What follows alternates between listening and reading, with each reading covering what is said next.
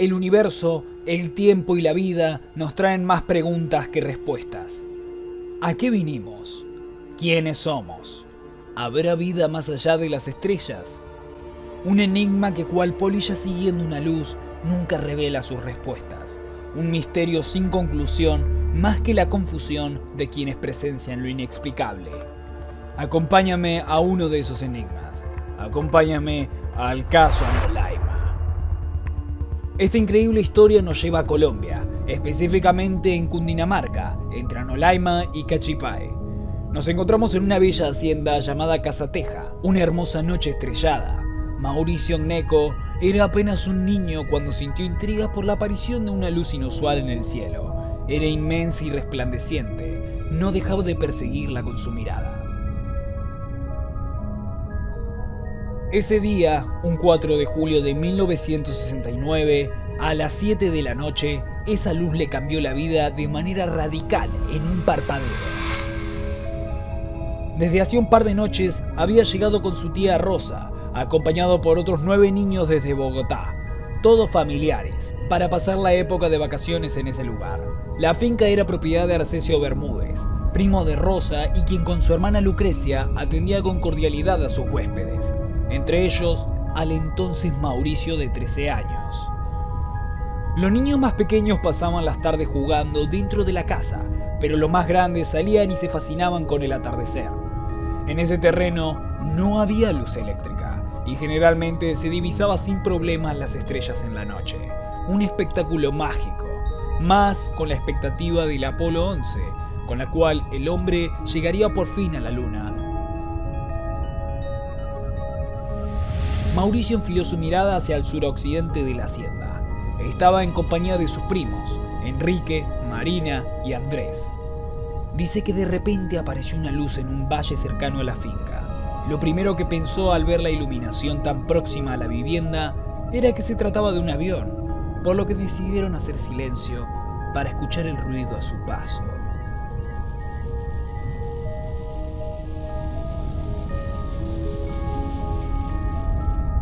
Después de un rato no sonó nada, y volví a mirar que la luz estaba más grande y se la veía en movimiento. Lento, pero había movimiento. Seguíamos esperando el sonido, pero no se escuchaba nada. El movimiento continuaba, y ya la luz estaba en el occidente, recuerda Mauricio.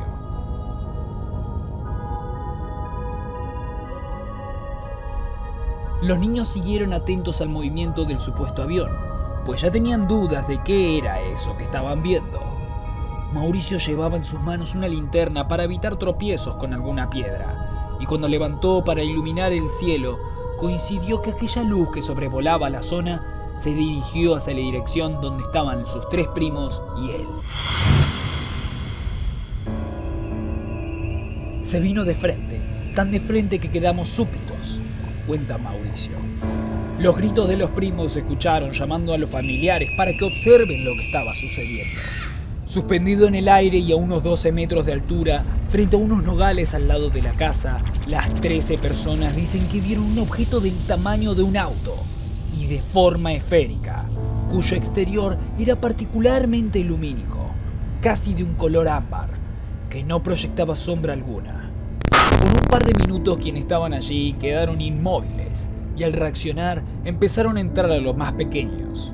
Arcesio estaba cerca de los 4 primos mayores. Relatan que el objeto comenzó a moverse lentamente con dirección al norte, y su vista quedaba interrumpida por los árboles.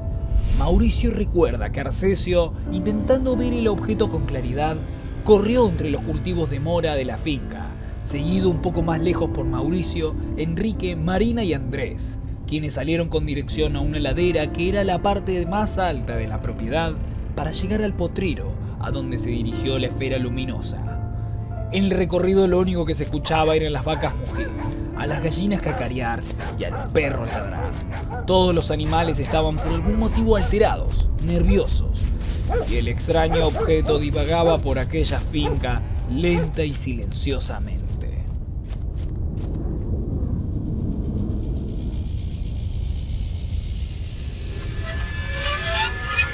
Cuando los primos mayores llegaron a la parte del potrero detrás de la casa, se encontraron que Arcesio y el objeto estaban uno frente al otro.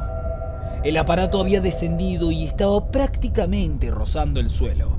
Arcesio estaba a escasos 11 metros de distancia.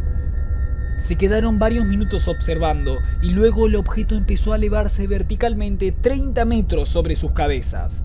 Y en cuestión de segundos, el objeto se movió rápidamente, desapareciendo y dejando una especie de estela lumínica. De la nave nunca descendió nada ni nadie. Esa noche no había quien diera explicación a lo que acababa de ocurrir. Todo había pasado en un lapso de 14 minutos. Arcesio y los niños mayores se fueron rumbo a la casa, donde encontraron el desconcierto de los demás. Los niños se habían organizado para dormir juntos en una misma sala. El terror que los inundaba no tenía explicación. Nadie durmió durante esa noche, y tampoco había ganas de hablar. Solo quería que llegara la mañana para salir corriendo de ese lugar. Al día siguiente, el auto de la mamá de Mauricio llegó a la finca para retornar a los niños hacia Bogotá. La tía Rosa y los primos fueron a buscar a Arcesio para despedirse y agradecer su hospitalidad. Pero Arcesio no pudo despedirse de nadie. No había podido levantarse luego de aquella noche. Un extraño malestar le acechaba. Presentaba síntomas de algún tipo de enfermedad. Decía tener fuertes escalofríos. 3 días después, una llamada pondría en alerta a toda la familia. De la hacienda Casateja, Lucrecia, hermana de Arcesio, llamó para decir que necesitaban que el auto volviera para trasladar a Arcesio, de apenas 53 años, a un hospital de Bogotá. A las pocas horas de llegar allí, Arcesio falleció, sin que se le conociera alguna enfermedad. Muerte silenciosa. El doctor César Esmiral, quien fue ministro de Salud, halló a Arcesio en un estado preagónico. Durante su examen había una cosa que no era nada normal en su enfermedad: la temperatura. También tenía afectado el corazón pericarditis, una inflamación e irritación de delgada membrana similar a un saco que rodeaba al corazón. Pero el misterio sobre aquel objeto y la muerte de Arcesio era el menor de los misterios. Pronto sucedería algo que dejaría a todos con un gusto oscuro y amargo, un suceso de lo más misterioso. ¿Qué estaba ocurriendo? Científicos pidieron permiso a la familia para realizar la exhumación del cadáver, el cual descansaba en el cementerio central de Bogotá. Pero esa solicitud no fue concedida por sus allegados, quienes querían que estuviera tranquilo y en paz. A los 6 años del caso, cuando el cuerpo debía ser exhumado para trasladar los restos a un osario, los hermanos de Arcesio Bermúdez llegaron a cumplir esa cita. Al abrir el ataúd, una macabra sorpresa los esperaba. El cuerpo del difunto no estaba. ¿Qué había ocurrido? ¿Dónde estaba el cuerpo de Arcesio? ¿Y por qué lo habían extraído del cementerio? Nadie daba razón de qué pudo pasar con el cadáver del hombre, y tanto la explicación de su deceso como la desaparición de sus restos son incógnitas para sus allegados, científicos y ufólogos. Para Mauricio, el deceso de Arcesio puede tener una explicación en las ondas que irradió el objeto luminoso, o que inconscientemente, ante semejante acontecimiento, algo se hubiese despertado en él, pues lo que ocurrió aquella noche desata cualquier tipo de situaciones insospechadas que remueven cada molécula del cuerpo. Sobre el posible paradero de los restos se han abierto todo tipo de especulaciones, desde que la NASA vino a buscar el cuerpo para estudiarlo o que extraterrestres se llevaron el cadáver.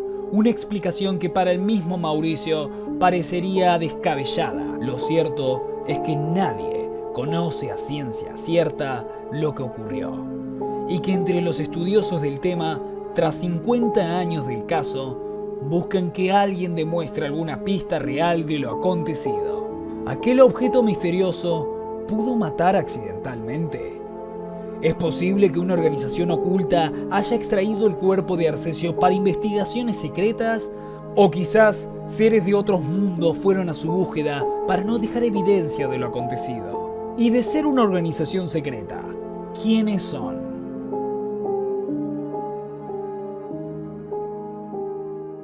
Pocos datos hay, misterios sin resolver, misterios que solo son una puerta a lo desconocido y que invitan a quien se atreva a investigar a empaparse en la duda y en las sombras de lo incógnito.